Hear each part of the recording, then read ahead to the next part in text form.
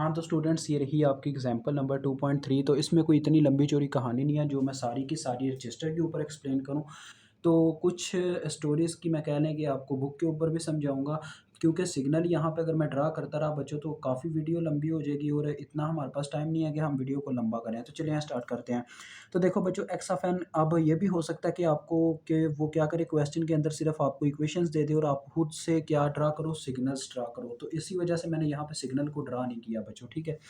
वो कहता है कंसीडर कर लें n input x of n signal, यानी कि हमारी इनपुट क्या है, x of n, and unit impulse response h of n, और ये यूनिट इम्पल्स रिस्पॉन्स है, यानी कि कई यूनिट इम्पल्स फंक्शंस मिलकर यूनिट स्टेप फंक्शन बना रहे हैं।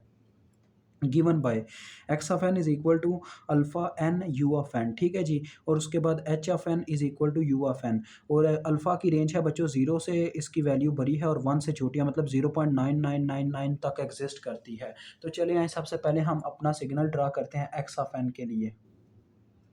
तो ये हमारा सिग्नल है जी एक्स ऑफ एन के लिए। बच्चों इसने 0 से ही स्टार्ट होना है, मैं आपको बताता हूँ उसकी रीज़न। 0 पे इसकी मैक्सिमम वैल्यू हो सकती है और कोई कहानी नहीं है 0 पे इसकी, ठीक है। 0 पे ये ज़्यादा से ज़्यादा अपनी मैक्सिमम वैल्यू रख सकता है। अब मुझे बच्चों आपने खुद बताना है कि इसकी मैक्सिमम वैल्यू हो क्या सकती है। अब जैसा कि वो बता रहा है, देखें आपने खुद से यहाँ पे ज़रा खुद असम्पशन करके देखो। वो बता रहा है कि अल्फ़ा की वैल्यू जो है वो लेस देन 1 है, यानी कि लेस देन 1। अब यू ऑफ एन की तो आपको पता है 0 से ही वैल्यू स्टार्ट होनी होती है, क्योंकि इसकी प्रीवियस पे इस वजह से वैल्यूज़ एग्जिस्ट नहीं करती, क्योंकि बच्चों आपको पता होना चाहिए यूनिट जो अपना स्टेप फंक्शन होता है वो किस तरह से होता है। मैं आपको दिखाता हूँ। यूनिट स्टेप फंक्शन का ये सिनेरियो होता है, देखें वो हमेशा 0 से अपनी वैल्यू देना स्टार्ट करता है और उसकी जो मैग्नीट्यूड होती है हमेशा 1 होती है, इस तरह से होती है 1 2 3 एंड सो ऑन, ऐसे ये चलता रहता है, ठीक है। ये यूनिट इम्पल्स फंक्शन मैं बता रहा हूँ यू ऑफ एन। तो लिहाजा बच्चों यही चीज़ मैं आपको बता रहा हूँ। देखें अब हमारे पास अल्फ़ा ऑफ एन इसके साथ मल्टीप्लाई हो रहा है। देखिए मैं अगर एन की वैल्यू 0 रखूँगा तो अल्फ़ा ऑफ 0 क्या होगा, किसी भी चीज़ की अगर पावर 0 हो तो वो इज़ इक्वल टू 1 होता है। तो 1 मल्टीप्लाई बाय इसकी मैग्नीट्यूड उस वक़्त कितनी होगी, 1 नहीं होगी। तो 1 यानी कि 0 के ऊपर हमें इसका क्या आंसर मिलेगा, 1 मिलेगा। तो आप इसको कंसिडर कर लें, यहाँ कहीं पे 1 बनता है। तो ये हमारा फर्स्ट पॉइंट आ गया, एरो के साथ हम प्रेज़ेंट करेंगे, ठीक है। और ये हमारा क्या है, एक्स ऑफ एन है, ठीक है बच्चों। अब देखो नेक्स्ट क्या होगा। अब कह लें नेक्स्ट ये होगा कि हमारे पास n की वैल्यू हो जाएगी 1, यानी कि 1 के ऊपर हम आ जाते हैं। n की वैल्यू जब बच्चों 1 होगी, तो n की वैल्यू जब 1 हुई, अब आपको पता है अल्फ़ा की क्या वैल्यू है, 0.999। तो n की वैल्यू जब 1 हुई, किसी भी चीज़ की पावर अगर आपको पता होना चाहिए 1 हो, तो वो क्या होती है बच्चों, वो एज़ इट एज़ आ जाती है। तो देखो 0.99 ये सारी इसकी एम्पलीट्यूड्स हैं। देखें इसकी पावर 1 मैं करता हूँ तो मेरे पास 0.999 ही आ रहा है, यानी कि ये 1 के करीब करीब होगा। देखें फॉर एग्ज़ाम्पल यहाँ कहीं पे करके, ठीक है। उसके बाद मैं कह रहे हैं 2 के ऊपर बनाता हूँ। अब मैं ये थोड़ा दूर-दूर करके बना लूँ, बुक वाले ने काफ़ी करीब बनाए हुए हैं, मैं आपको वो दिखाऊँगा तो आपको समझ आ जाएगी, ठीक है। अब मैं इसकी पावर 2 रख दूँगा, यानी क्योंकि एम्पलीट्यूड की पावर 2 होगी ना, अब n की वैल्यू 2 है, यहाँ पे n की वैल्यू 2 है, ये n एक्सिस को प्रेज़ेंट कर रहा है। तो देखें यहाँ पे स्क्वायर करूँगा तो इसकी वैल्यू मज़ीद घट जाएगी, देखें 0.98 हो गई है। तो ये एरो इससे भी नीचे चला जाएगा, ठीक है। यानी कि ये डिकेइंग है, जैसे-जैसे हम पावर बढ़ाते चले जाएँगे इसके एरो नीचे चले जाते हैं, ठीक है बच्चों। यानी इस तरह से इसका सिनेरियो कुछ होगा। अब आपने सारे एरो नहीं लगा देने, आगे डॉटेड लगा देना, यानी कि इस तरह से निज़ाम चलता है। अब मैं आपको ना यू ऑफ एन यहाँ पे ड्रा करके sorry h of N.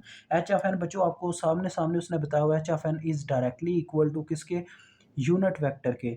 Unit अपना स्टेप फंक्शन, तो उसमें क्या होता है आपको पता है, वो हमेशा 0 से स्टार्ट होता है अपनी वैल्यू, क्योंकि यूनिट स्टेप फंक्शन ऐसी है जैसे हमने किसी बल्ब को ऑन किया तो उसका अगर टाइम कैलकुलेट किया जाए तो वो यही कहा जाएगा कि अभी उसे चले हुए 1 मिनट हुआ है, ठीक है जी।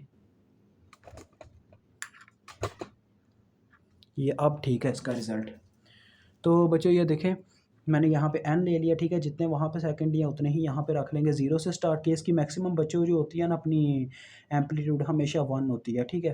तो 0 पे 1, उसी तरह से 1 के ऊपर 1, यानी कि इसके ऊपर हमें कांस्टेंट शेप मिल जाएगी। 2 के ऊपर 2, 3 के ऊपर 3, इसी तरह से 4 के ऊपर 4, 5 के ऊपर 1, 6 के ऊपर 1 and this will be so on, ऐसे ही ये चलता रहता है। ठीक हो गया। अब बच्चों बात आती है कि हम रिजल्टेंट कैसे निकालेंगे। रिजल्टेंट हमने निकालना है y of n. Y of n की आपको पता होनी चाहिए इक्वेशन क्या होती है। वाई ऑफ एन की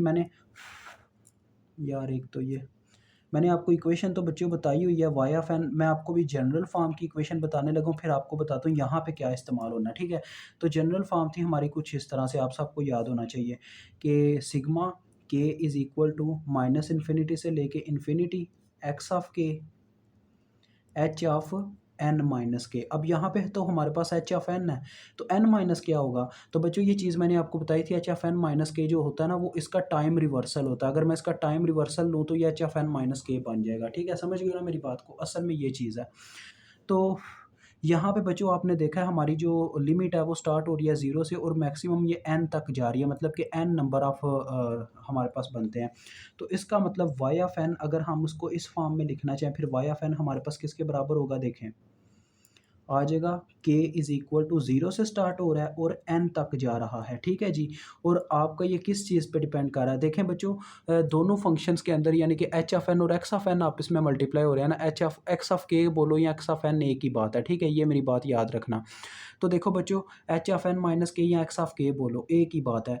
अब देखो एक्स ऑफ के में जो है मैक्सिमम एम्पलीट्यूड 1 है, वो तो हमें समझ में आता है, यानी लेकिन देखो इसकी जो एच ऑफ एन की वैल्यू है ये यूनिट स्टेप फंक्शन की वैल्यूज़ हैं 1, यानी कि ये मतलब कि ये कोई फ़र्क नहीं डालेंगी हमारे आंसर को। अगर हम इस तरह से करेंगे, आपने पता क्या करना है, जिससे आपका यूनिट स्टेप फंक्शन मल्टीप्लाई हो रहा होगा वो इस चीज़ पे डिपेंड करता होगा, ये इस चीज़ की गारंटी है। तो यहाँ पे आ जाएगा अल्फ़ा ऑफ एन, ये इतना याद रखना। अब वहाँ पे यहाँ पे अल्फ़ा ऑफ एन हम नहीं लिख सकते। अल्फ़ा ऑफ एन इस वजह से नहीं लिख सकते क्योंकि हमने लिमिट के अकॉर्डिंग ली है। ठीक है, लिमिट के अकॉर्डिंग लिया, दैट्स वाई हमें ऊपर के लिखना होगा उसको, ये चीज़ ज़ाहिर करने के लिए कि यहाँ पे के की वैल्यूज़ पुट होंगी, ये चीज़ आपने करनी है।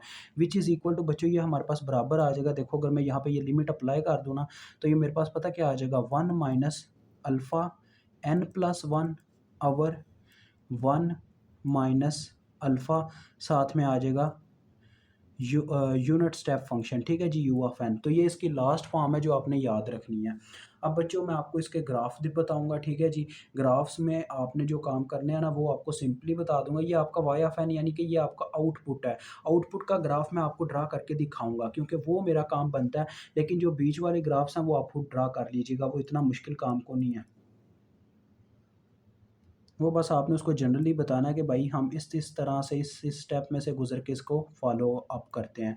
ये आपका एन आ गया बच्चों, ये आपके पास क्या आ गया, वाई ऑफ एन, और ऊपर आपने वाई ऑफ एन की इक्वेशन भी मेंशन की हुई है, वो तो ज़्यादा बेटर हो गया। ठीक है, तो देखो बच्चों, हमारे पास इसकी मैक्सिमम वैल्यू क्या हो सकती है, इतना तो हम जान चुके हुए हैं।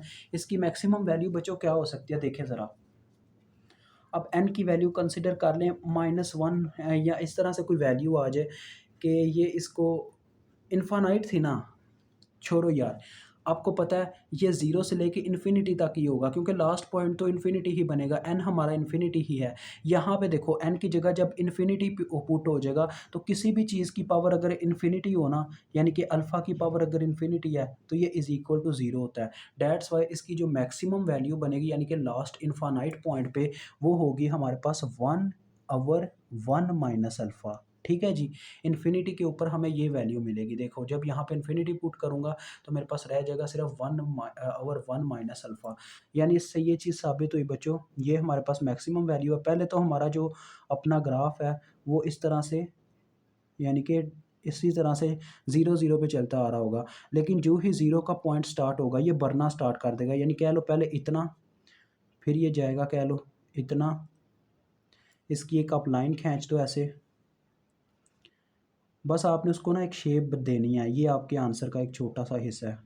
फिर इतना, फिर इतना, फिर बच्चों इतना, फिर बच्चों इतना, और एक वक्त आएगा बच्चों ये इसी तरह से बढ़ता बढ़ता एक वक्त आएगा ये कांस्टेंट हो जाएगा। ठीक है, क्योंकि इनफानाइट आपको पता है इन्फिनिटी एक लास्ट पॉइंट है, उसके बाद आप एक स्पेस में जैसे एग्जिस्ट कर जाते हो, यानी कि उसके आगे बढ़ ही नहीं पाते, कांस्टेंट हो जाते हो इनफानाइट पे जाके, ये इस तरह की कहानी है।